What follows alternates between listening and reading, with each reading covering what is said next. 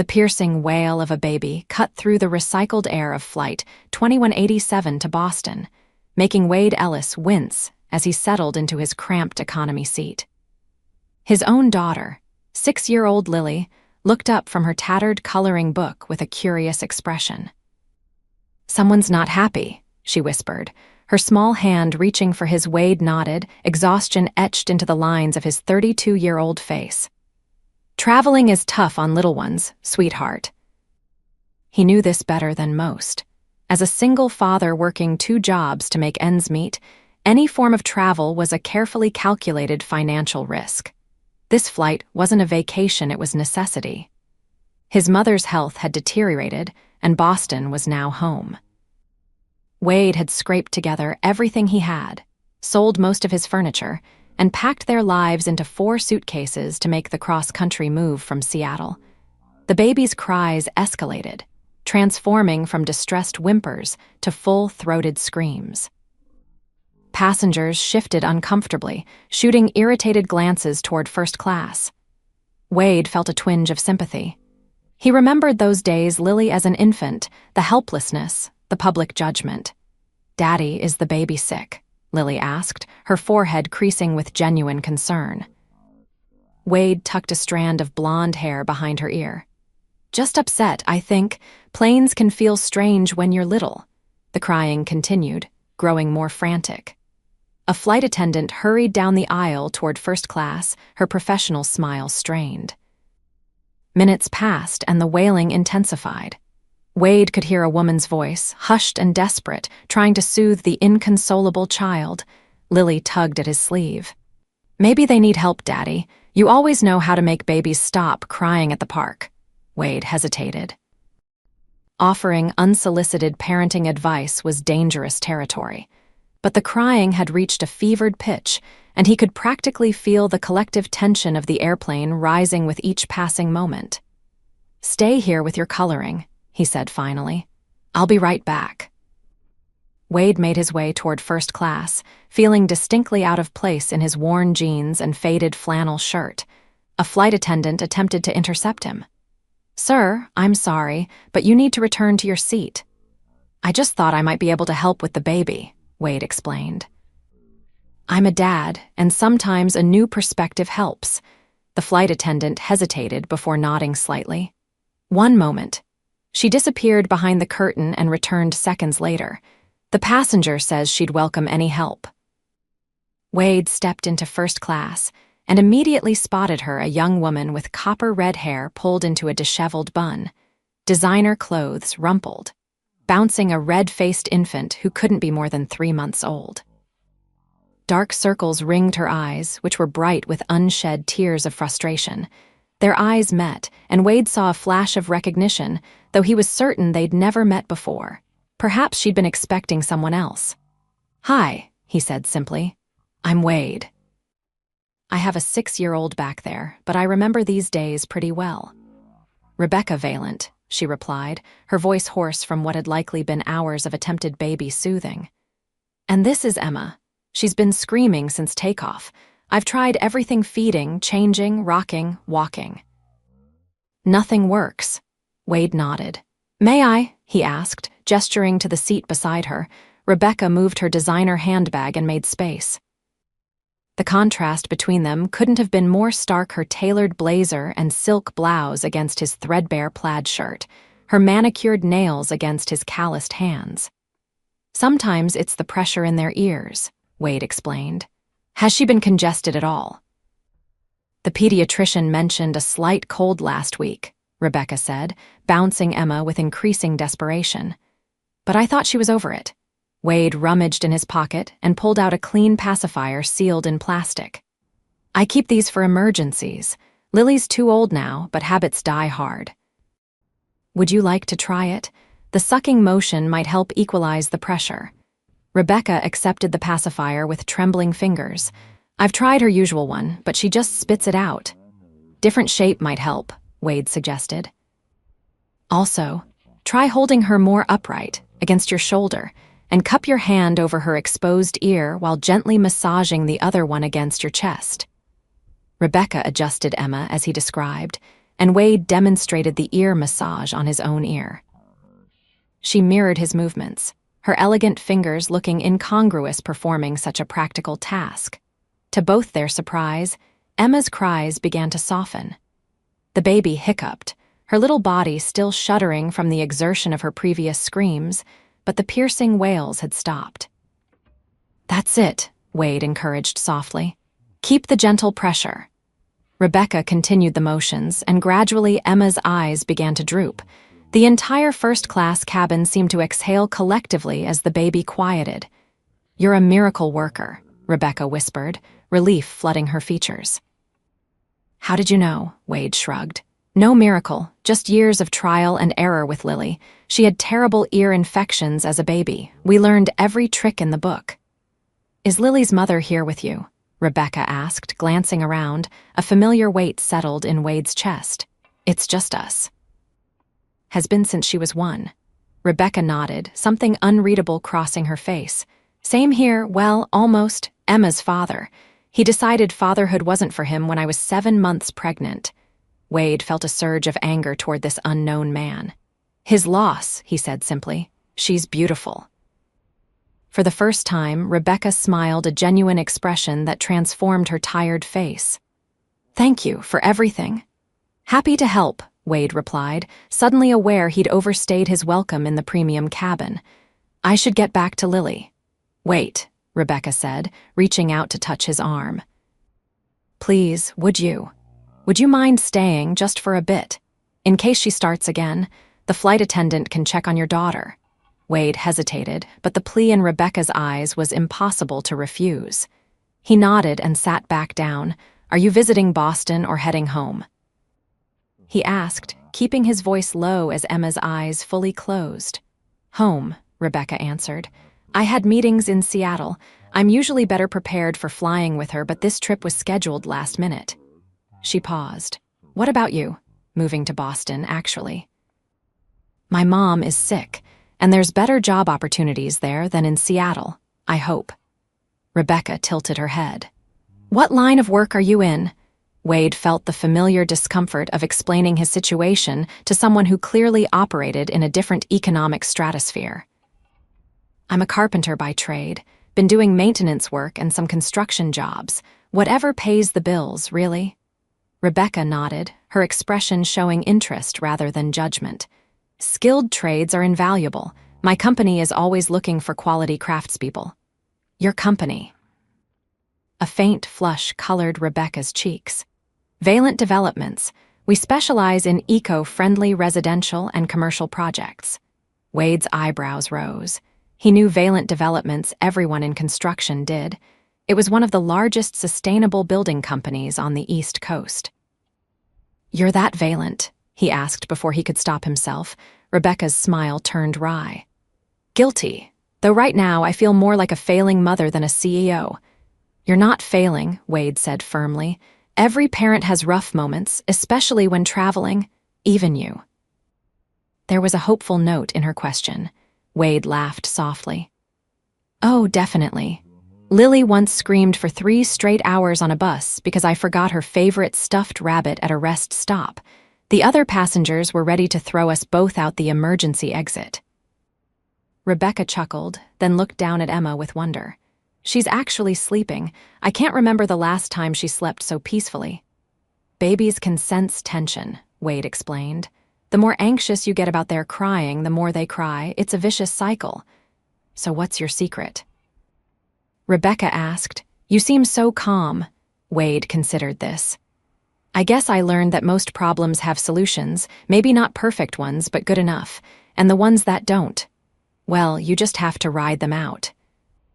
Their conversation continued as the flight progressed, moving from parenting challenges to their respective lives. Wade learned that Rebecca had started Valent Developments with inheritance money, but had built it into something much larger through her own vision and hard work. She'd had Emma at 34, a choice she'd made knowing she might end up parenting alone. In turn, Wade shared how he'd become a single dad when Lily's mother decided family life was too restrictive. how he juggled childcare and work, sometimes taking Lily to job sites when babysitters fell through. How despite the struggles, he wouldn't trade his life with his daughter for anything. "She sounds incredible," Rebecca said. "She is," Wade agreed. "Tough as nails, but with the biggest heart." "Actually," he craned his neck to look back toward economy, "I should probably check on her." As if on cue, the flight attendant appeared. "Your daughter is asking for you, sir. Would you like me to escort you back?" Wade hesitated, looking at Rebecca. "Go," she said with a smile. "Thank you again for your help." Wade returned to his seat, where Lily greeted him with a barrage of questions about the baby. He answered patiently, helping her with her snack and listening to her elaborate plans for their new life in Boston. About 30 minutes before landing, Wade was surprised when the same flight attendant approached their row. "Mr. Ellis, Miss Valent has invited you and your daughter to join her in first class for the remainder of the flight." Lily's eyes widened. "First class, like where the fancy seats are." The flight attendant smiled. "Exactly." Wade felt uncomfortable. "That's very kind, but we're fine here." "She insists," the attendant replied. "She mentioned something about needing your expertise for landing. The pressure changes can be hard on infants." Wade looked at Lily, who was practically vibrating with excitement. "Can we, Daddy, please?" He couldn't deny his daughter this small adventure. "All right, just for landing." They gathered their few carry-on items and followed the attendant. Lily gasped when she saw the spacious first-class cabin, her eyes round with wonder. Rebecca smiled when she saw them. "I thought Emma might need your magic touch for descent. Plus, these seats are a bit more comfortable." "This is amazing," Lily declared, running her hand over the leather armrest of the seat Rebecca had arranged for her. "I'm Rebecca," she said, extending her hand to Lily. "And this is Emma." Lily approached carefully, her natural exuberance tempered by the sight of the sleeping infant. "She's so tiny. I'm Lily." "My daddy helped her stop crying, right? He's good at fixing things." Rebecca's eyes met Wade's over Lily's head. "Yes, he certainly is." The pilot announced their descent into Boston. Sure enough, as the plane began to lower, Emma stirred and fussed. Wade demonstrated the ear pressure technique to Rebecca again, and together they managed to keep the baby relatively content through landing. When the plane taxied to the gate, Wade helped Rebecca gather her surprisingly numerous baby supplies. "I never realized how much equipment one tiny human requires," she confessed. "It gets better," Wade assured her. "Eventually they just need snacks and entertainment. And then they're off to college," Rebecca added with a smile. "Don't remind me," Wade groaned. "I'm already dreading those tuition bills." Something flickered in Rebecca's expression, an idea forming, but before she could speak, passengers began disembarking. "It was really nice meeting you," Wade said, shouldering his worn backpack and taking Lily's hand. "Good luck with everything." "Wait," Rebecca said suddenly. "I know this might seem forward, but would you be interested in some work while you're getting settled in Boston? Valent has several projects underway, and good carpenters are hard to find." Wade blinked, surprised by the offer. "That's very kind, but I'm not offering charity," she said quickly, seeming to read his hesitation. "I've seen how you solve problems. That's a valuable skill in construction. And—" she hesitated. "It might be nice for Emma to have someone around who understands what she needs." "At least occasionally." Wade felt Lily tugging at his hand. "Daddy, say yes. Then we can see the baby again." Rebecca smiled at Lily, then looked back at Wade with an expression that was both professional and something more. "Here's my card. The company number is on the front. My personal cell is on the back. Think about it." Wade accepted the embossed card, noticing the weight of the expensive paper. "I will, thank you." They parted ways at the terminal, Rebecca toward a waiting car service, Wade and Lily to the subway. As they rode into the city, toward his mother's modest apartment where they'd be staying until he found his footing, Wade kept thinking about Rebecca's offer and about the connection he'd felt with her, despite their different worlds. 3 days later, after settling Lily into her new room and checking in with his mother's doctors, Wade made the call. Rebecca answered on the second ring. "Wade," she said, his name a statement rather than a question. "I was hoping you'd call." 2 weeks into his new job at Valent Developments, Wade was supervising the custom cabinetry installation for a high-end renovation in Back Bay. The work was challenging and rewarding, using skills he'd refined over years, but rarely had the opportunity to showcase. The pay was better than anything he'd managed in Seattle, and the hours allowed him to drop Lily at school and pick her up most days. "Ellis," the site manager, Frank, called from the doorway. "The boss is here to inspect." Wade nodded, wiping sawdust from his hands. He'd seen Rebecca only twice since starting, once during orientation and once when she'd briefly visited the site last week. Each time, their interaction had been professionally cordial, though he couldn't help noticing how her eyes lingered on him when she thought he wasn't looking. Rebecca entered wearing a hard hat over her copper hair, which was pulled back in a practical ponytail. Her site uniform of jeans and a company polo somehow looked as elegant as the business attire she'd worn on the plane. "Wade," she greeted him, her professional demeanor firmly in place. "How are the cabinets coming along?" "On schedule," he replied, gesturing to the newly installed kitchen. "We had to make some adjustments to accommodate the vintage piping, but nothing major." Rebecca inspected his work with a critical eye, running her hand along the smooth maple surface. "Beautiful craftsmanship. The client will be thrilled." "Thanks," Wade said, oddly nervous under her evaluation. "How's Emma?" A genuine smile broke through Rebecca's professional facade. "Better, now that I've implemented some of your techniques, though she still doesn't sleep through the night." "That could last a while," Wade warned with a chuckle. Rebecca nodded, then glanced around to ensure they weren't overheard. "Actually, I wanted to ask, would you and Lily be interested in coming over for dinner this weekend? My way of saying thank you for the airplane rescue." Wade was caught off guard. "Oh, that's not necessary. It's not obligation," Rebecca clarified quickly. "I just thought it might be nice for the girls to meet properly, and—" She hesitated, a rare uncertainty crossing her features. "I don't have many friends in Boston who understand the single-parent thing." Wade recognized the admission for what it was, a moment of vulnerability from someone who likely revealed very little of herself to the world. "We'd like that," he said finally. "Lily's been asking about the airplane baby nonstop." Rebecca's smile widened. "Saturday at 6, I'll text you the address." As she walked away, Wade couldn't help but wonder what he was getting himself into.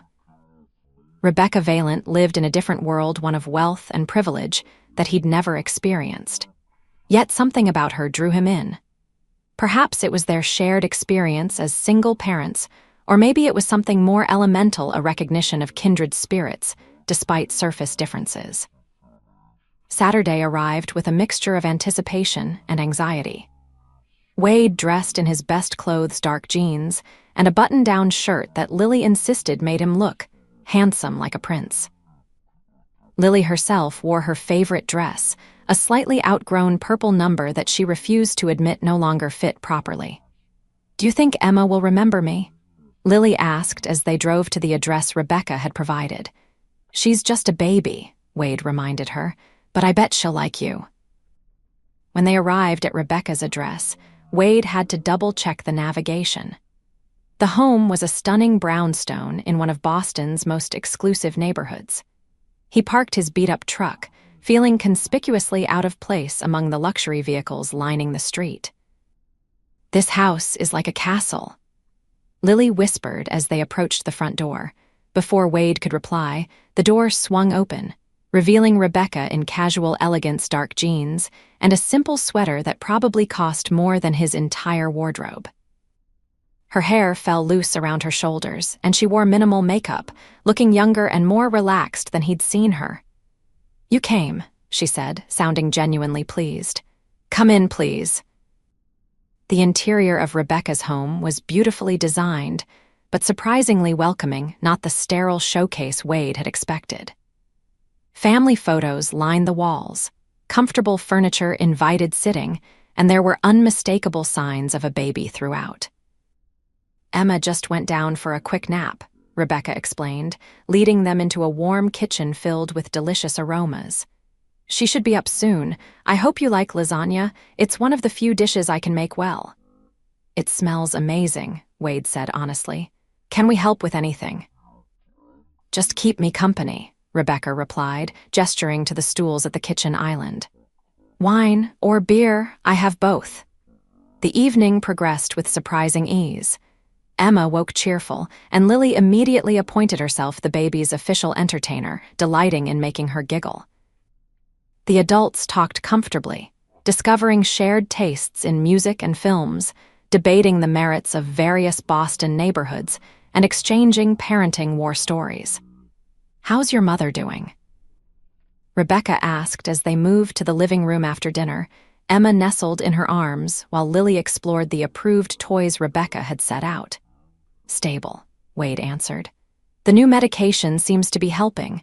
She's actually watching Lily on Tuesday while I finish the Back Bay project. Rebecca nodded.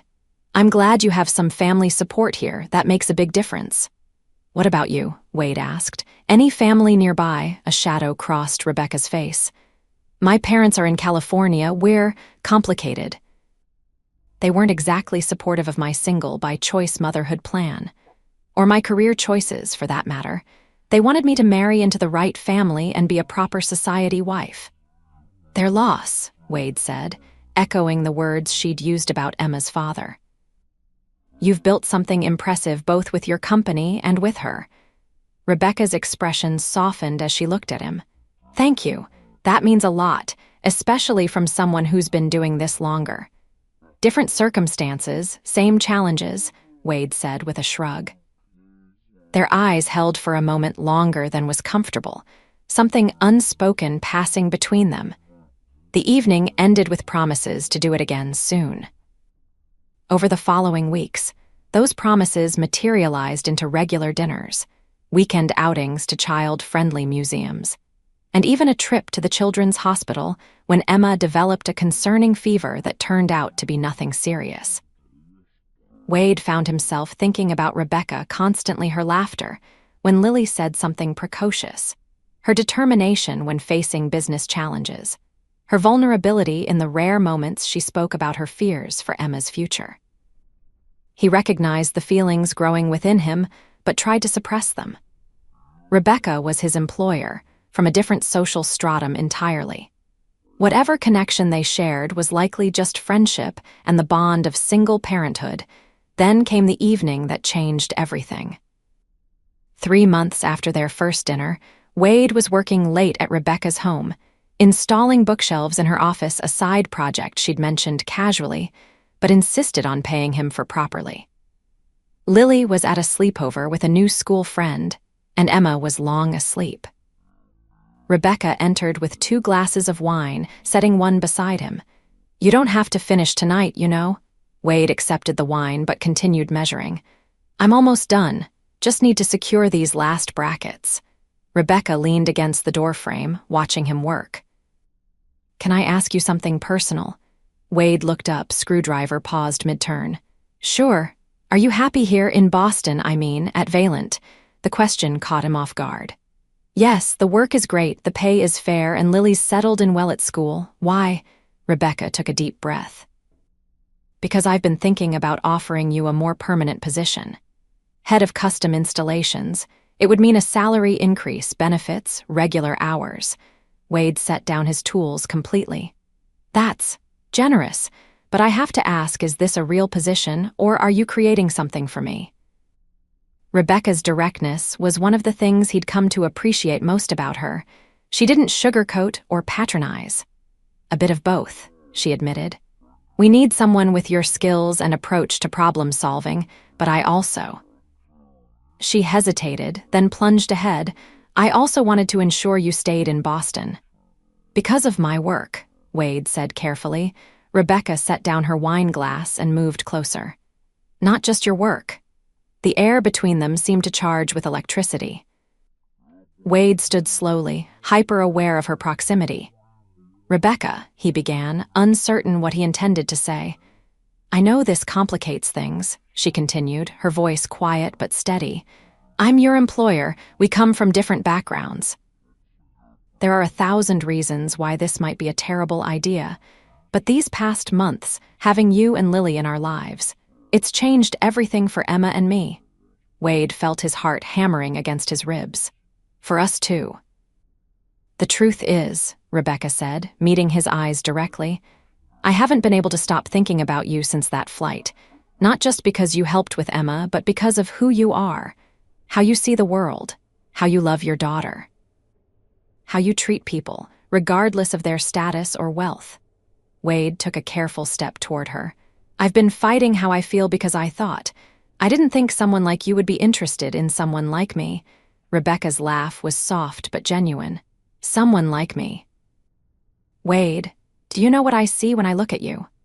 I see someone strong enough to raise a child alone, skilled enough to create beautiful things with his hands, and kind enough to help a stranger on a plane. That's who I'm interested in. The distance between them closed, neither sure who moved first. Wade's hands found her waist as Rebecca's arms wrapped around his neck. Their first kiss was tentative, a question being asked and answered. The second was deeper, years of loneliness and longing pouring into the connection. When they finally pulled apart, Wade rested his forehead against hers. This is complicated, he murmured. Life is complicated, Rebecca countered, but some complications are worth it. 1 year later, Wade stood in the garden of Rebecca's brownstone, now their brownstone, watching Lily help Emma toddle across the grass. At 7, Lily had appointed herself official big sister, a role she took with utmost seriousness. Careful, he called as Emma wobbled. She's still getting her balance. I know, Daddy, Lily replied with the exaggerated patience of a child who considers herself far more mature than the adults around her. We're practicing for the wedding. Emma needs to walk steady to be the flower girl.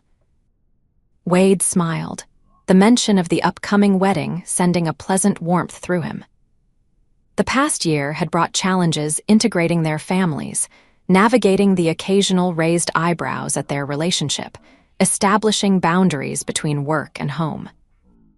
But the joy had far outweighed the difficulties. He felt arms slip around his waist from behind and leaned back into Rebecca's embrace. Your mother called, she said, resting her chin on his shoulder. She's already at the venue, supervising the flower arrangements. Wade chuckled.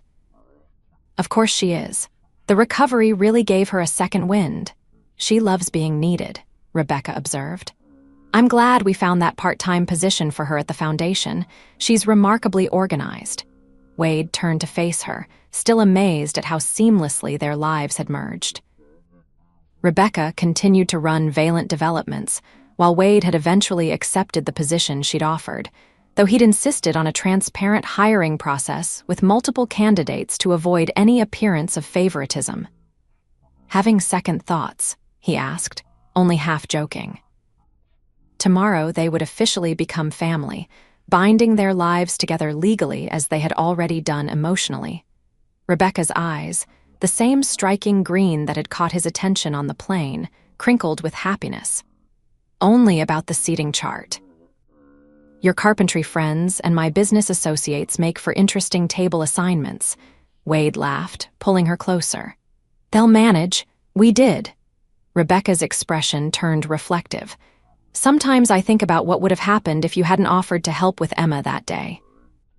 If you'd stayed in your seat like most people would have. I'd probably still be struggling through odd jobs in Seattle, Wade admitted. And I'd be struggling to soothe my perpetually crying baby while trying to run a company, Rebecca added. Wade glanced at their daughters Lily, now holding Emma's hands as the toddler practiced walking backward, both of them giggling. Instead, here we are. Here we are, Rebecca echoed, rising on her toes to kiss him softly. The struggling dad and the millionaire with the screaming baby. Who would have thought?